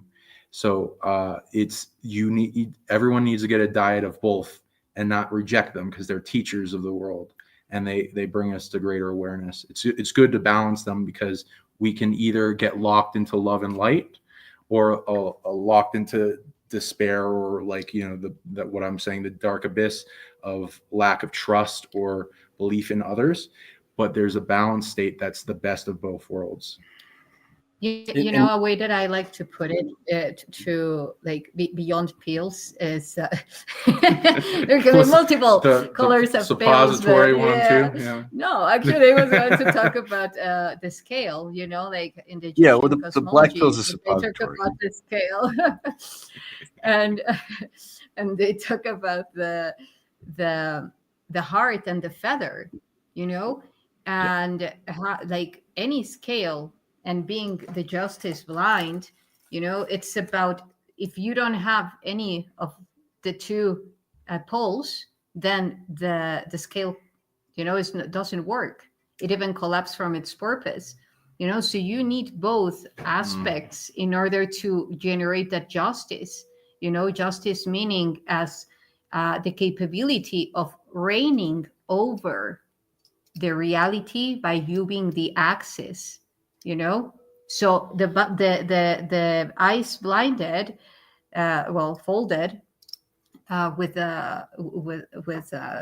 blindfolded, is not about not seeing what there it is. It's about not falling partially for any of those things.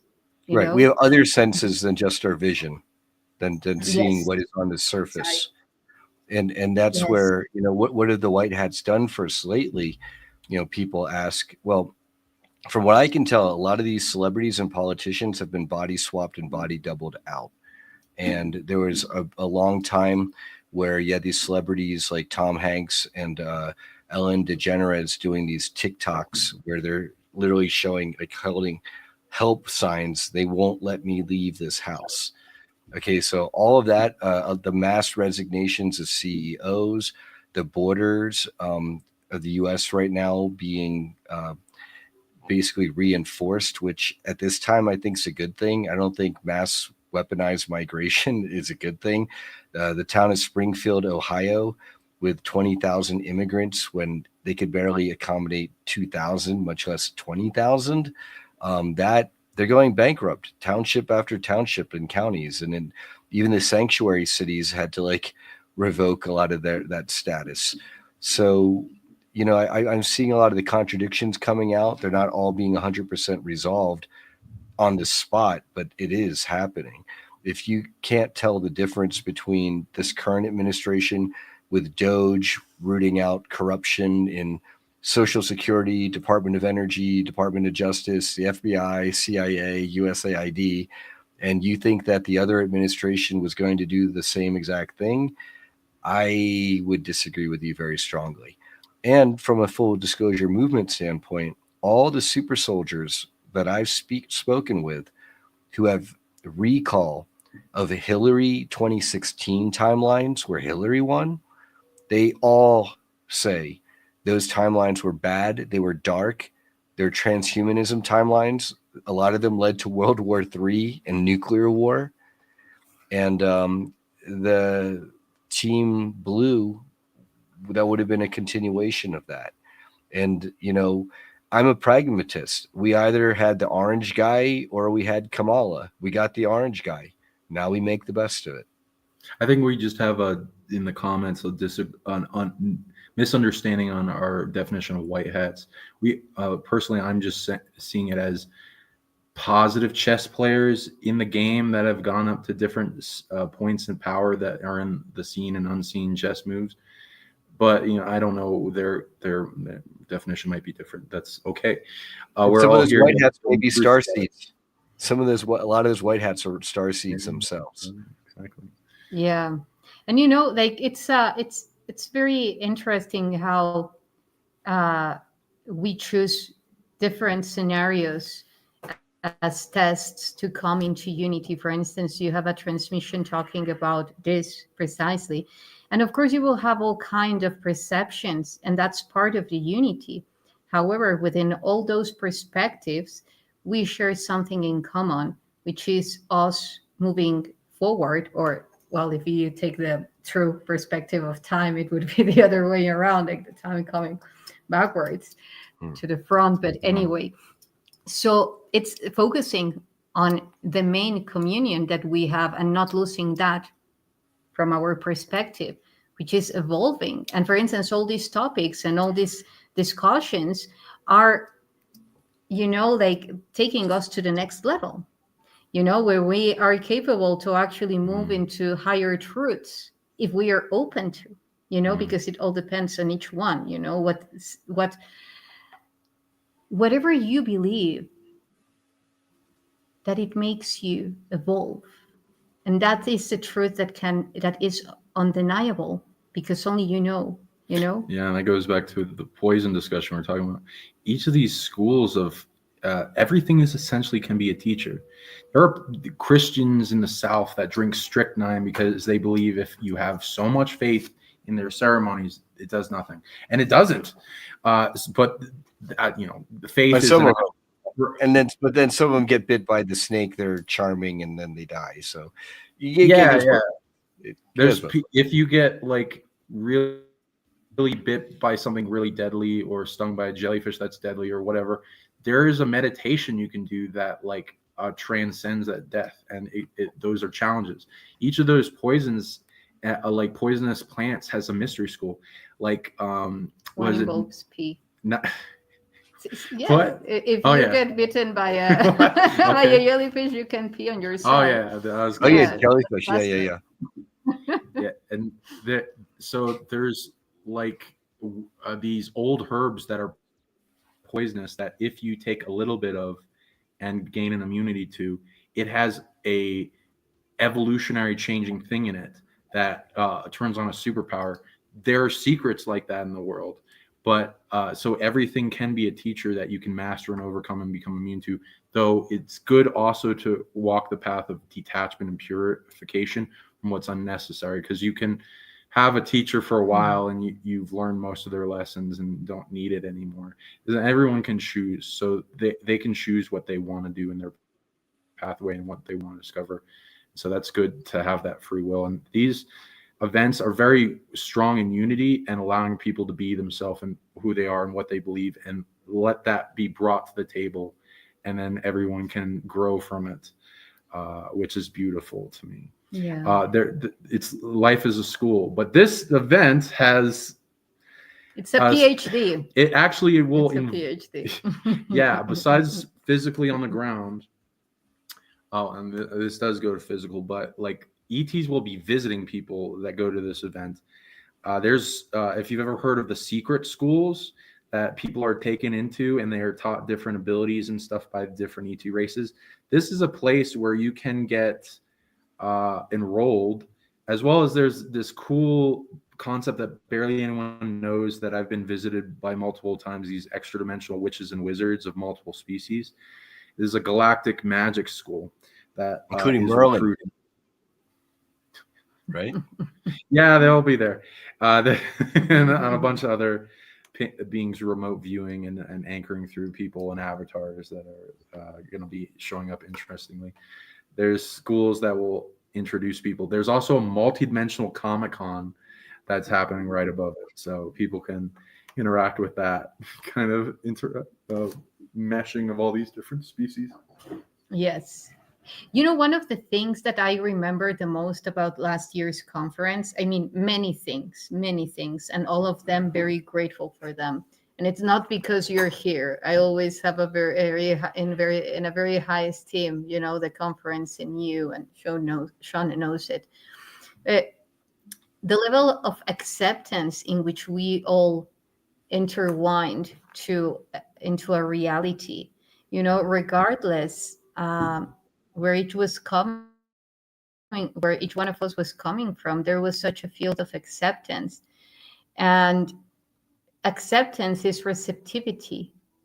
And I do believe that that's one of the other reasons why also the ET, or the galactic community came, because we were receptive, we were ready, we are ready to receive, you know, the information that they are transferring through the quantum, through the astral. Like, we were having like very powerful dreams every day, and because that's how it works, at many levels.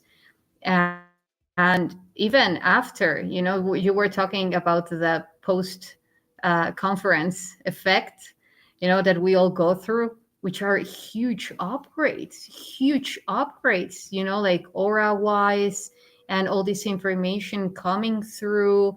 So I do believe that what you were talking about, for instance, Oprah Winfrey in the beginning, like turning that, like filtering through the new age and so forth, because they know how it works. They know how to filter in something or someone or a group to later on make it look like fraud or false, and then lose the hope on that, and then they come into They separation. infiltrated.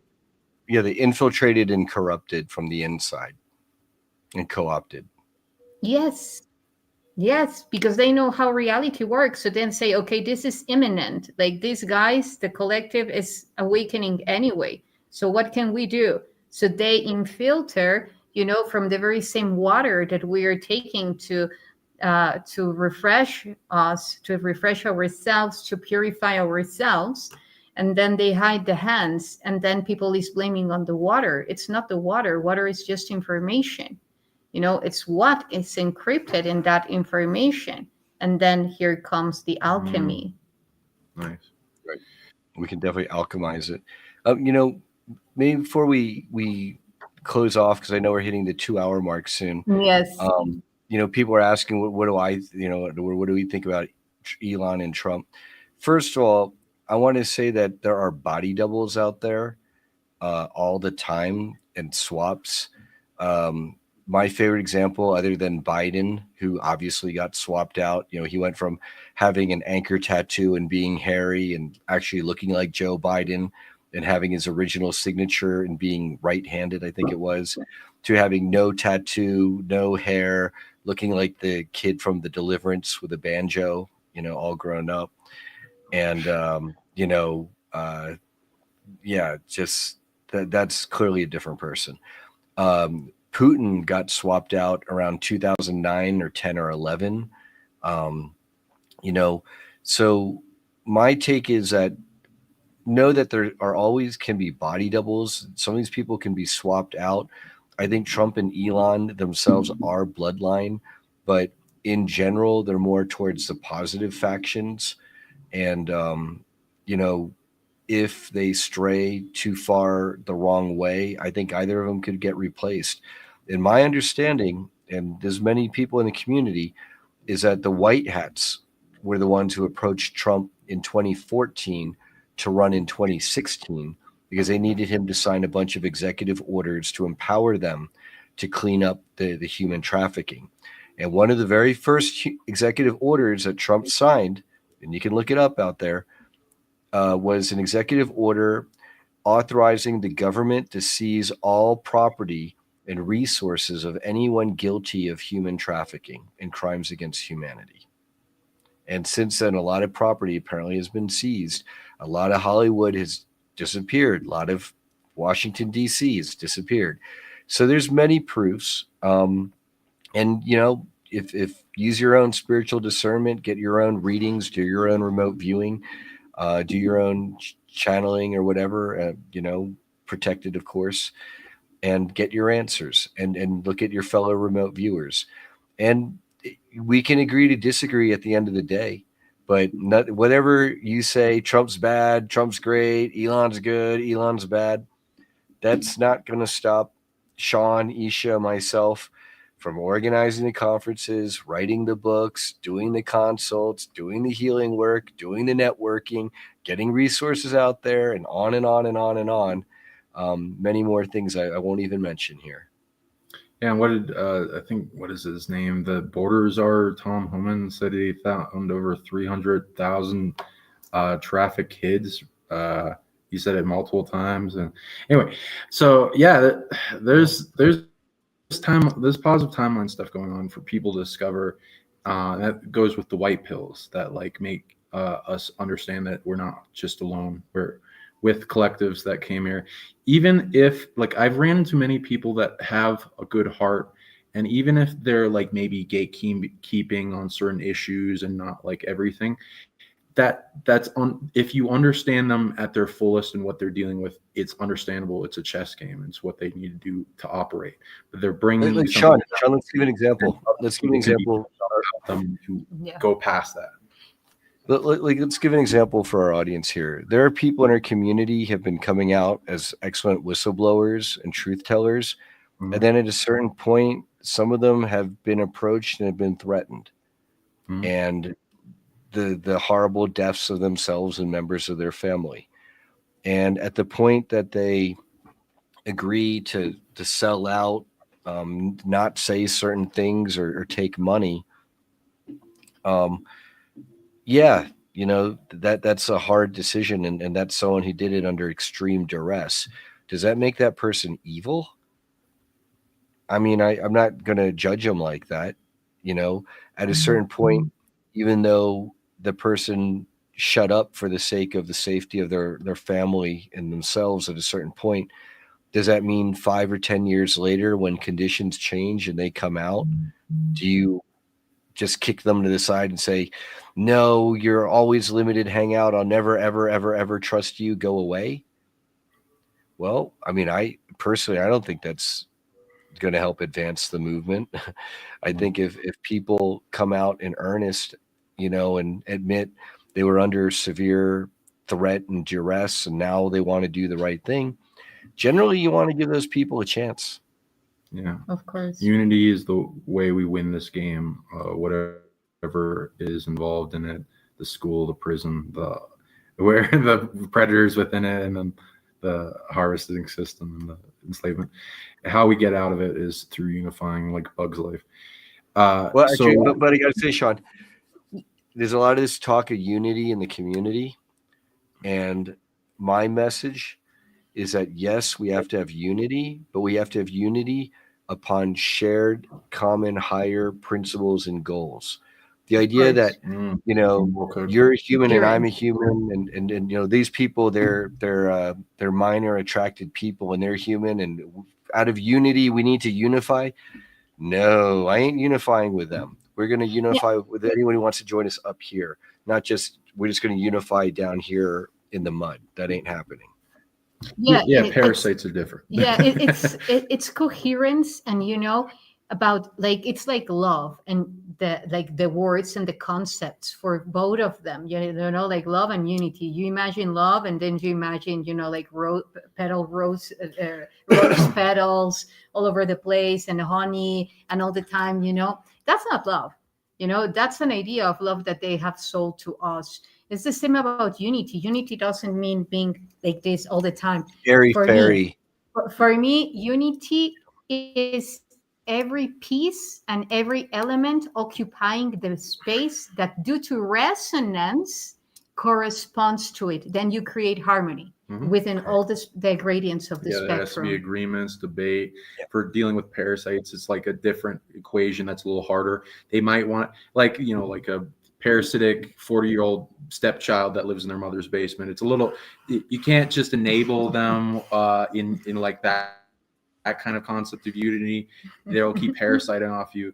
You have to cut them off from their things that enable them, and then get them to where they can be on their feet on their own, and they learn their lessons, and they come to conclusions about moral code and goodness and natural law and understanding to do no harm, and then not be in lack anymore, and you know, just not being just draining off others and making everything worse, because there are infiltrators and false light for that. But yeah, that's part of the equation to become stronger, to be able to figure out how to be in an acceptable state of unity with those people in a way that is not enabling them to be evil, but brings them towards goodness the more they try to entangle with you.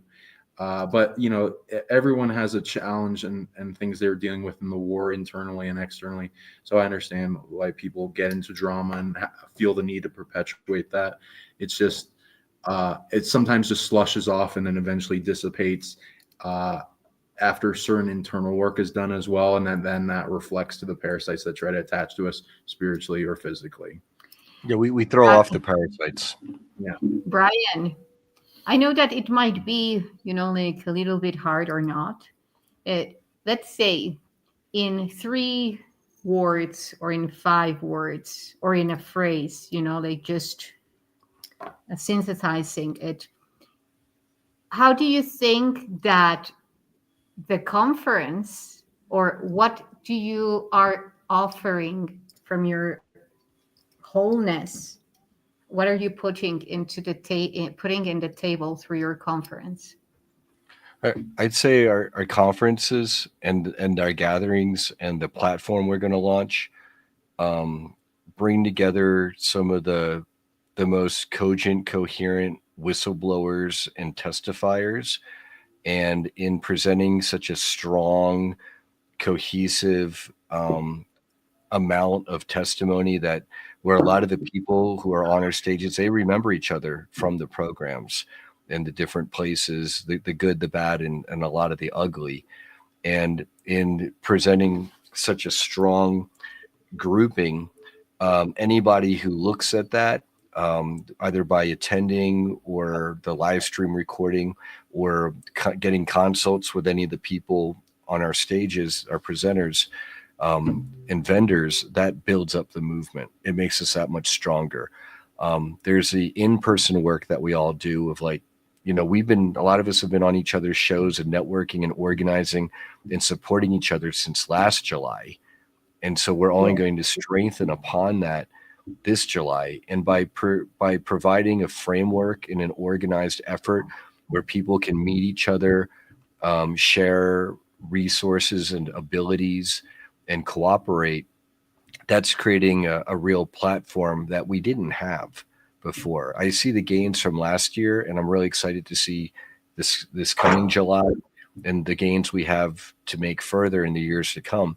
And our work is only going to become more important, because just disclosing the stuff is one thing, but then the rest of society processing it and internalizing it, that's going to take a few more decades, And so we have a lot of work ahead of us. And if I can have the energy in me to really put my nose to the grindstone for the next 10 years, that's what I'm prepared for. I mean, it could go longer, but I'm hoping it's within 10 years. And to put like a greater chess move and be a part of a movement that pushes us closer to. Wait, real quick, Sean, I gotta jump in. We got this troll here, Spiritual Ascension. How much is it to attend this conference? Is it free as it should be? Well, let me ask you, Spiritual Ascension. How many conferences do you organize out of your own pocket for $145,000, $150,000 for free? Do you think do I deserve to at least get paid back to host the event? Or, oh my gosh, dare I say, I mean, I lost $105,000 last year on the last event, so I didn't make money. I lost money. But if I broke even, it would be great. But let's say I made $5,000 or even $50,000 off an event I work year round for. Would you have a problem with that? And then Spiritual Ascension, how many conferences have you thrown and then for free for people? And we'll wait. Yeah, let's go to yours. I would love to. Let's all show I want to go to Spiritual Ascension's amazing conference where he's helping everybody, organize their network, and we'll see you there. Just but in the meantime, for those who are having financial hardship and want to attend, I am more than happy to grant discounts, and in often cases, I grant people totally free 100% admission. I know. And this is precisely resonance, Brian, because when someone is coming from a space of coherence, then you just say it. You know, I'm witness. You just say it. Hey, I've got this for you. You know. Yeah. So Come on in. We're stronger for you. yeah, and you point a very important topic. Well, actually, through that comment, because I can see that trying to like this idea again of new age, which is a distorted form of disconnecting with the reality. You know, like you have spent not only money, a lot of energy in this. And I saw you last conference, and you were emanating so much love and respect for everyone and focus for the mission Yeah. of the conference to be fully transmitted and manifested. So I can only speak I was on able to my have behalf, faith in you. and It was I good. can just tell you thank you. Thank you for everything that you are doing, and all the people like Rion that are organizing these events, that are putting so much, and the team like Ida and all the team Light, you know, which is Yeah. impressive. Stress you guys take on. The Yes. weight. It's Yes. a lot. It's work. Yes. It's So work. thank you for what you're doing. And I appreciate that. And I appreciate the people in our audience who recognize that as well, especially people like Cosmic Mama, who has gotten to experience the She's conference with us, and James who will be there this year, I believe. I hope. So yeah. But you know, Spiritual Ascension, we await your YouTube podcast and your book and your consults and supporting people in the community and your conferences. We greatly look forward to that. But until then, we will continue our puny tiny work. Yeah. So And try to so many bring it. beautiful comments. Thank you, Barrett. Thank you, James. Thank you, Jaylene. Thank you, everyone. Thank you, everyone, for your comments. Thank you, Brian, for being here with us. My pleasure. Yeah. You know, and yeah, you know, like from everything that we have shared, I have this beautiful smile coming from you. These cheers. I already am out of my seat. How about you? Yeah. Here's for what we are creating and co-creating. And thank you for being here. Thank you for your presence. Thank you. Thank you. Thank you, Yeah. everyone. Thank you. And looking forward to be there in person with you, sharing with all that magnificent people, presenters, attendees, and organizers, because we are all together creating this. What we create from this is a reflection of what we are. So yeah, let's have fun. Yeah, there's going to be a big tidal wave Yeah. that's going to make the timeline push to disclosure quite heavily. It's already got this big collective consciousness of people's higher self that went to the last one, and they've been taking down all these things and anchors in the timeline that push against disclosure, and we're taking that apart piece by piece and then pulling the threads that unravel the whole sweater or whatever, you know, it's a metaphor, into what is on the opposite end of this tug of war. That's that for some reason, whatever motivation, fear, all these different beliefs and why we can't have disclosure. No, we can't do that. Yeah, So there's always a reason. There's always a reason, guys and gals, but no reason's good enough. And Rodica, I'm happy to comp your pass this year. If you can't make it out this year, next year, we have a Telegram group for the conference to help people link up for roommates and ride share to minimize costs. So people can reach out to me directly on Facebook. Just put in Brian Tseng Solar Bee. I'm pretty shadow banned, but if you enter Solar Bee in, it'll help you find me. Message me directly, and I'm more than happy to work with you and facilitate you getting to the events and being part of the movement. Yeah. So thank you. People were very kind. People were very kind and helping in accommodation with a lot of people last time. So there's a lot of options for you guys. If you're like, oh, I don't know if I have enough money. You're going to probably get something manifested to you if you open up to like more people in this group and who's going. So reach out if you can, and you'll find a way to get here. So come on to the conference, please. Yes. When the I'd love to meet you guys.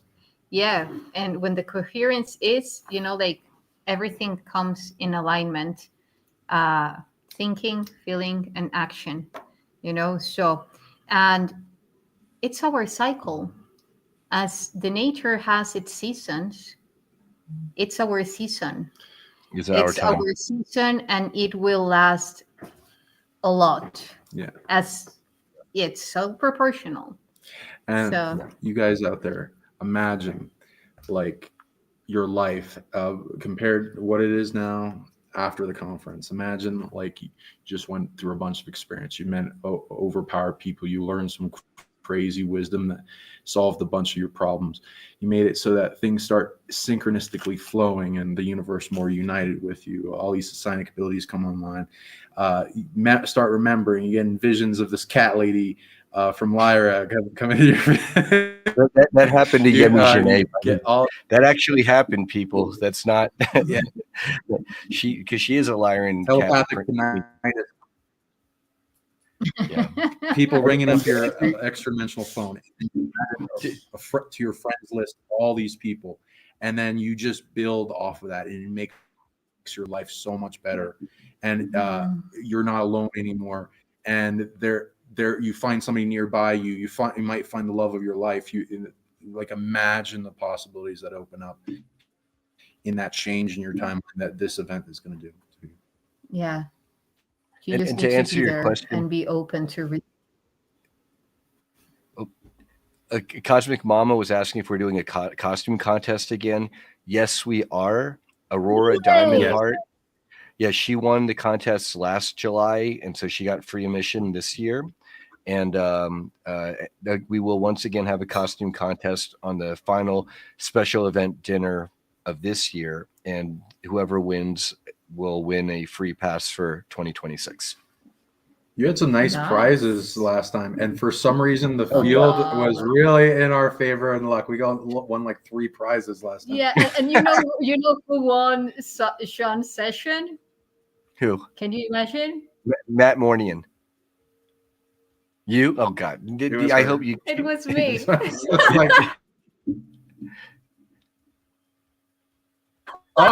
so it's a great. It's very attuned to a luck psionics, so that's very interesting. Yeah, so I synchronicity love is strong the there. events you're putting on. Yeah, because we are creating that field. And thank you, Brian. So are there any last words that you want to say in this show before wrapping I just it want up? to say, thank you, Isha and Sean, for having me once again. Winnie the Wonder Dog will be there. I look forward to seeing everyone. Bin Charge, reach out to me. Anyone else? I'll help facilitate you getting there. I hope you can make it. James, Erica, I think you're going to be there. Yep, yes. So excellent. And I'm just going to say goodnight, and Solar be out. Wonderful. Smash that like, subscribe to both our channels if you want to plug how people can reach you, please. And notification. Yeah. Yes. And see you. Yes. Can you plug so fulldisclosuremovement.org to get your tickets? And comment below, share your love. We'll do more of these shows if you see it. Share these with a bunch of people like-minded into these type of things. ET's disclosure, truth movements, patriot groups, secret space program, psionics, spirituality, ascension, all the growth stuff. Get your activations. Bring those activations to others. Maybe you can find a group of people that can come along with you, and maybe in the groups you can find a way for that to get easier for you to do. So come on along to this journey with us. It is, and it will be in July 15th to 18th of July. So hopefully we will see you all. Whoever is in resonance and wants to join us, you're more than welcome. You can already have an idea of a small peek of what will be happening and going on there. And actually, words are just, like limited to what you will be experiencing there. Yeah. So if you are ready to connect and open up your space to see what is there waiting for you, then we'll see you there. Yeah. And we will love to see you there. We will love to connect. Yeah, come say hi. Thank you. Come hang out. Let's become friends. And let's teach each other together and expand our network and connection and make our lives a living wonder. Yeah, thank you, everyone. And yeah, in the resonance zone, as you said, James, it will be lovely to finally meet you. I know it will lead to many more networks. So thank you, everyone. Thank you for your comments. See you, and until next time.